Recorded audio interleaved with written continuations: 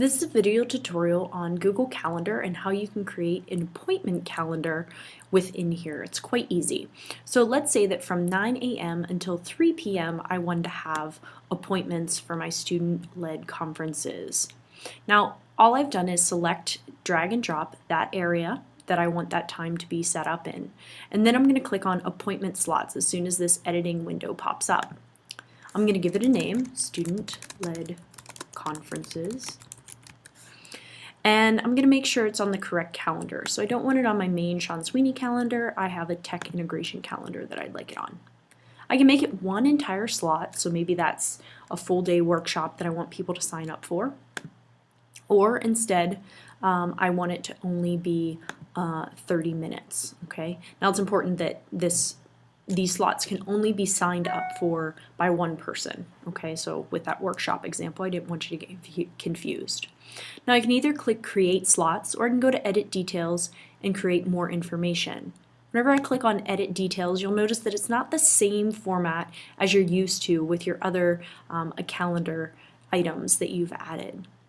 This is pretty handy. So there's the repeat that you can also use. So say that you have 3 different days of student-led conferences. So I'm going to make it Monday, Tuesday, and Wednesday, and it's going to end on well, I guess that would be, it's going to end on the 30th. Okay, so we're going to click Done. And then I can say where, Sweeney's office, a little note. Now that I have that all ready to go, I'm going to click Save. As I click Save, you're going to see that it's going to create these 3 days of slots.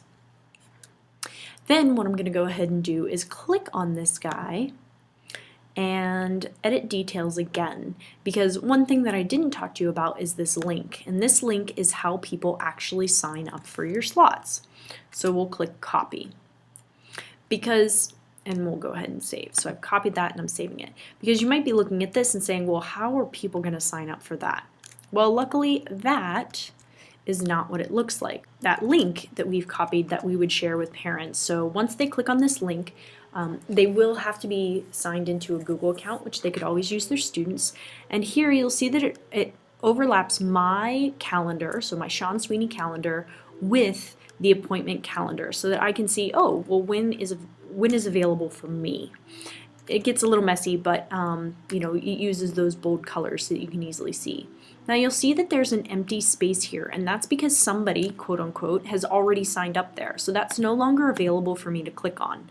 However, this one here at 10:30 on Tuesday is. So I'll click on there.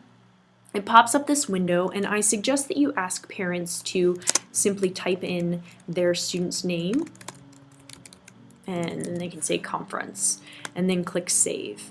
It's going to go ahead and confirm that this has been added, and what it will do is it says, so I'm going to stay here. So it now has added it there. However, it will show up to everybody else that goes to this link, just like this blank space has. So let's take a look at that in Safari.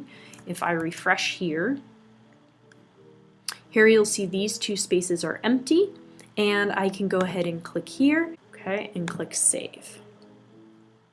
All right, so now we can see that Peter is showing up, and that will go to my personal Google Calendar, but they can choose any of these other ones that are available. But how does the teacher know who signed up? Well, let's go ahead and switch back to Google, and we'll go here, and once I hit refresh, well, it's actually already showed up on the calendar, and so this is how it would appear for the teacher. So even though nobody else is able to see here who is signing up for which slots, it does show up specifically for the teacher on the teacher's calendar so that they know who they're meeting with next. So that's a little bit about how you can use Google Calendar in order to make appointments.